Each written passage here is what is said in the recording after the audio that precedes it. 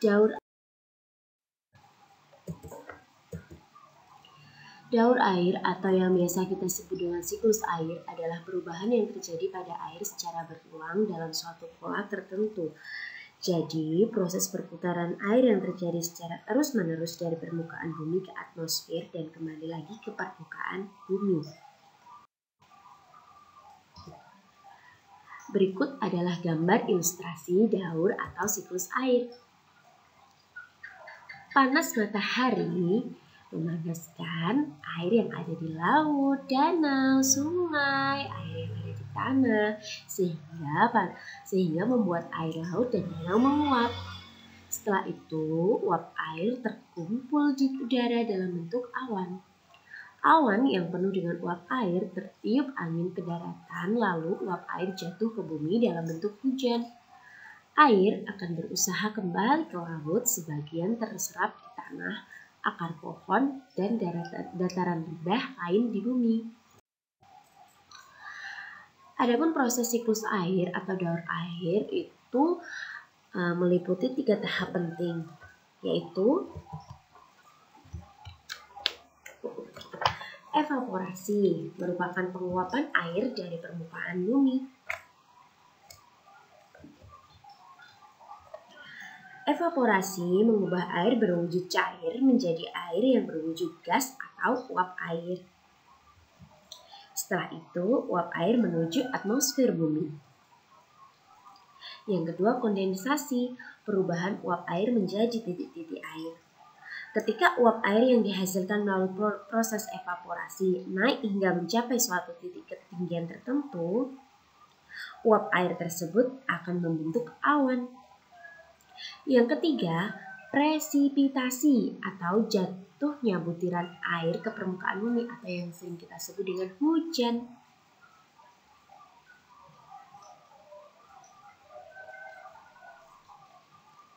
Awan yang tebal dan gelap akan mengalami proses presipitasi, yang merupakan proses jatuhnya butiran-butiran air ke permukaan bumi yang disebut dengan hujan. Air yang ada di permukaan bumi akan kembali mengalami siklus air dan kembali berputar. Macam-macam daur atau siklus air. Yang pertama adalah daur hidrologi pendek atau siklus air pendek. Proses ini terjadi di lautan yang mengalami kondensasi yang diakibatkan banyaknya air di awan yang akan jatuh sebagai hujan. Pada dasarnya, siklus air ini tidak mengalami pergerakan angin yang berarti. Jadi, uap air yang sudah terbentuk dengan segera mendingin kemudian turun sebagai hujan di kawasan sekitar laut. Hal inilah yang membuat siklus ini dikenal dengan siklus air pendek atau daur hidrologi pendek. Yang kedua, daur hidrologi sedang. Proses ini terjadi di udara yang berasal dari air yang menguap ke atas berbentuk awan. Kemudian hujan akan turun dan meresap ke dalam tanah melewati sungai menuju lautan. Siklus air sedang merupakan siklus air yang berasal dari yang biasa ada di Indonesia. Nah, pada siklus ini hujan langsung jatuh ke daratan. Siklus ini terjadi akibat adanya pergerakan angin yang membawa awan ke atas daratan. Awan yang terbentuk mengandung uap air lalu jatuh ke bumi sebagai hujan. Air hujan tersebut kemudian mengalir menuju sungai dan akhirnya kembali lagi ke laut. 3. Daur hidrologi panjang atau siklus air panjang. Proses ini terjadi dari sumber air yang dibawa di bumi, kemudian menguap dan berkumpul di awan. Sama ya prosesnya. Akan tetapi, awan akan bergerak terbawa angin, titik-titik air jatuh menjadi hujan akibat awan yang terhalang pegunungan. Jadi suhunya lebih dingin. Siklus air panjang atau daur hidrologi panjang adalah siklus yang biasanya terjadi di wilayah pegunungan atau beriklim subtropis. Kalau siklus air sedang tadi biasanya di negara-negara tropis seperti Indonesia, Thailand. Nah, kalau daur hidrologi panjang atau siklus air panjang ini biasanya terjadi di negara-negara yang beriklim subtropis. Jadi negara yang turun salju.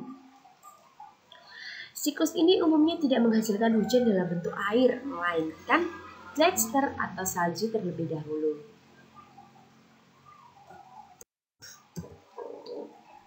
Dampak siklus air.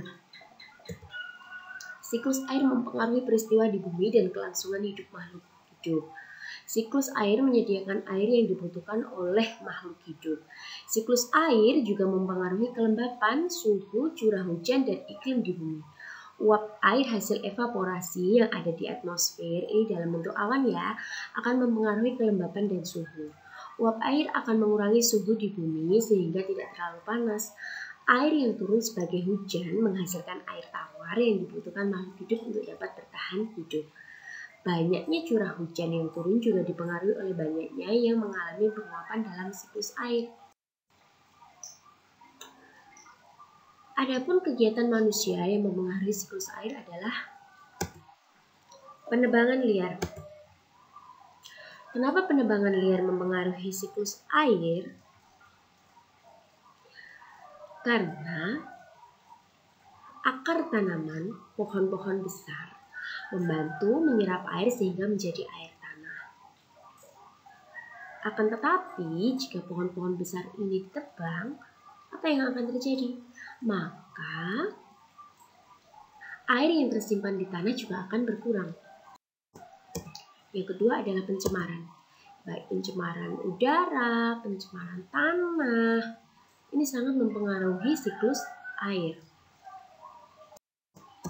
Yang ketiga adalah penggunaan bahan-bahan kimia yang berlebihan, pestisida, deterjen. Semua bahan-bahan kimia ini bisa mempengaruhi siklus air. Pembuangan gas-gas beracun dari pabrik-pabrik besar, dari asap-asap kendaraan. Yang kelima, pembangunan daerah perkotaan. Kenapa pembangunan daerah perkotaan ini juga mempengaruhi daur atau siklus air? Karena dengan dibangunnya daerah perkotaan, maka daerah resapan air juga akan semakin berkurang, sehingga air tanah juga akan berkurang. Demikian, selamat belajar dan terima kasih anak-anakku kelas 5.